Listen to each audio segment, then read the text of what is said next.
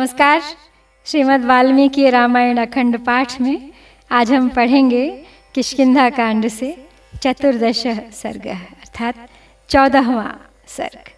और इस सर्ग में है वाली वध के लिए श्री राम का आश्वासन पाकर और सुग्रीव का विकट गर्जना के साथ वाली को पुनः ललकारना। तो चलिए प्रारंभ करते हैं आज का पाठ। सर्वे ते त्वरितं गत्वा किष्किन्धां वालिनः पुरीं वृक्षैरात्मानमावृत्य व्यतिष्ठन् गहने वने विसार्य सर्वतो दृष्टिं कानने काननप्रियः सुग्रीवो विपुलग्रीवः क्रोधमाहारयद्भृशम् ततस्तु निनदं घोरं कृत्वा युद्धाय चाभयत् परिवारैः परिवृतो नादैरभिनन्दन्निवाम्बरम् गर्जन्निव महामेघो वायुवेगपुरःसरः अथ बालार्कसदृशो दृप्तसिंहगतिस्ततः दृष्ट्वा रामं क्रियादक्षं सुग्रीवो वाक्यम् अब्रवीत् हरिवागुरया व्याप्ता तप्तकाञ्चन तोरणां प्राप्ताः स्म ध्वजयन्त्राढ्यां किष्किन्धां वालिनः पुरीं प्रतिज्ञाया कृता वीर त्वया वाले वधे पुरा। तो श्री राम सहित सभी वानर नल नील इत्यादि और सुग्रीव किष्किंधापुरी पहुंच गए हैं। वे सभी लोग शीघ्रता पूर्वक एक गहन वन में वृक्षों की ओट में अपने आप को छिपाकर खड़े हो गए हैं। वन के प्रेमी विशाल ग्रीवा वाले सुग्रीव ने उस वन में चारों ओर दृष्टि दौड़ाई और अपने मन में अत्यंत क्रोध का संचय किया। तदनंतर अपने सहायकों से घिरे हुए उन्होंने अपने सिंहनाद से आकाश को फाड़ते हुए से घोर गर्जना की और वाली को पुनः एक बार युद्ध के लिए ललकारा। उस समय सुग्रीव वायु के वेग के साथ गरजते हुए महामेघ के समान जान पड़ते थे। अपनी अंग कांति और प्रताप के द्वारा प्रातःकाल के सूर्य की भांति प्रकाशित होते थे। उनकी चाल दर्प भरे सिंह के समान प्रतीत होती थी।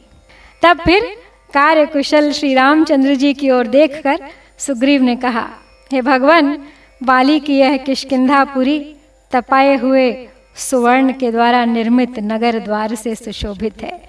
इसमें सब ओर वानरों का जाल सा बिछा हुआ है तथा यह ध्वजों और यंत्रों से संपन्न है। हम सब लोग इस पुरी में आ पहुँचे हैं। हे वीर, आपने पहले वाली वध के लिए जो प्रतिज्ञा की थी उसे अब शीघ्र सफल कीजिए। ठीक उसी तरह जैसे आया हुआ अनुकूल समय लता को फल फूल से संपन्न कर देता है। सफलां कुरुतां क्षिप्रं लतां कालैवागतः एवमुक्तस्तु धर्मात्मा सुग्रीवेण स राघवः तमेवोवाच वचनं सुग्रीवं शत्रुसूदनः कृताभिज्ञानचिह्नस्त्वमया गजसाभ्यया लक्ष्मणेन समुत्पाटय एषा कंठे कृता तव शोभसेऽप्यधिकं वीरलतया कंठसक्तया विपरीतैवाकाशे सूर्यो नक्षत्रमालया अद्य वाली समुत्थं ते भयं वैरं च वानर एकेनाहं प्रमोक्ष्यामि बाणमोक्षेण संयुगे मम दर्शय सुग्रीव वैरिणं भ्रातृरूपिणम्। तो सुग्रीव के ऐसा कहने पर शत्रुसूदन धर्मात्मा श्री रघुनाथ जी ने फिर अपनी पूर्वोक्त बात को दोहराते हुए ही सुग्रीव से कहा, बोले वीर, अब तो इस गज पुष्पी लता के द्वारा तुमने अपनी पहचान के लिए चिन्ह धारण कर ही लिया है। लक्ष्मण ने इसे उखाड़ कर तुम्हारे कंठ में पहना ही दिया है। तुम कंठ में धारण की हुई इस लता के द्वारा बड़ी शोभा पा रहे हो। जिस प्रकार सूर्यमंडल आकाश में नक्षत्रमाला से घिरकर सुशोभित होता है, उसी प्रकार इस कंठ लंबिनी लता से सुशोभित होने वाले तुम्हारी उस सूर्य से तुलना हो सकती है। हे वानर राज, आज मैं वाली से उत्पन्न हुए तुम्हारे भय और वैर दोनों को युद्ध स्थल में एक ही बार बाण छोड़कर मिटा दूंगा। हे सुग्रीव, तुम मुझे अपने उस भ्राता रूपी शत्रु को दिखा तो दो, फिर वाली मारा जाकर वन के भीतर धूल में लौटता दिखाई देगा। वाली विनिहतो यावद्वने पांसुषु चेष्टते, यदि दृष्टि पथम प्राप्तो जीवन स विनिवर्तते, ततो दोषेण मागच्छेत् सद्यो गर्हे च मां भवान्, प्रत्यक्षम सप्तते साला मया बाणेन दारिताः, तेनावेहि बलेनाद्य वालिनं निहतं रणे, अनृतं नोक्त पूर्वं मे चिरं कृच्छे अपि तिष्ठता, धर्मलोभ परितेन न च वक्ष्ये कथञ्चन, सफलां च करिष्यामि प्रतिज्ञां जहि संभ्रमम्, प्रसूतं कलमक्षेत्रं वर्षेणेव शतक्रतुः, तदा आह्वाननिमित्तं च वालिनो हेममालिनः, सुग्रीव कुरु तं शब्दं निष्पतेद्येन वानरः, जितकाशी जयश्लाघी त्वया चाधर्षितः पुरा। तो श्री राम सुग्रीव से आगे कहते हैं कि अब तो तुम्हारी विजय निश्चित है। यदि मेरी दृष्टि में पड़ जाने पर भी वो वाली जीवित लौट जाए, तब तुम मुझे दोषी समझना और तत्काल जी भर कर मेरी निंदा करना।